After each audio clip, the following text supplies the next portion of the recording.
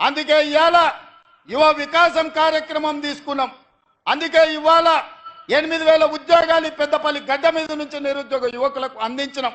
ఇవాళ ఈ పెద్దపల్లి గడ్డ మీద నుంచి నేను చెప్పదలుచుకున్నా, కాళేశ్వరం కట్టినాం, 1 కోటి ఎకరాలకు నీళ్లు ఇచ్చినామని 1,00,000 కోట్లు దిగమింగిన చంద్రశేఖర్ రావు కూతవేటు దూరంలో కాళేశ్వరం ఉంది, మేడిగడ్డ, సుందిల్లా, అన్నారం కట్టుడేందో కూలుడేందో ఎక్కడుందో తెలియని పరిస్థితి వచ్చింది.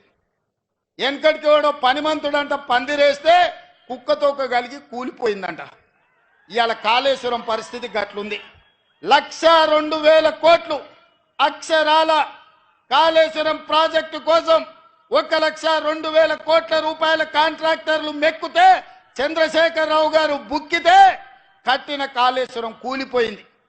ఈ వేదిక మీద నుంచి చంద్రశేఖర్ రావు గారిని అడుగుతున్నా, చూపిస్తున్నా, మేం కట్టిన శ్రీశైలం, నాగార్జున సాగర్, అదే విధంగా జూరాల, నెట్టంపాడు, కోయిల్ సాగర్, శ్రీరామ్ సాగర్ ఈ ప్రాజెక్టులన్నిటినీ శ్రీపాద ఎల్లంపల్లి ప్రాజెక్టులను 50 ఏళ్ళు 60 ఏళ్ల నుంచి పండిత్ జవహర్లాల్ నుంచి మొదలు పెడితే డాక్టర్ వైఎస్ రాజశేఖర రెడ్డి వరకు మేం కట్టిన ప్రాజెక్టులు ఎట్లున్నాయో ఒక్కసారి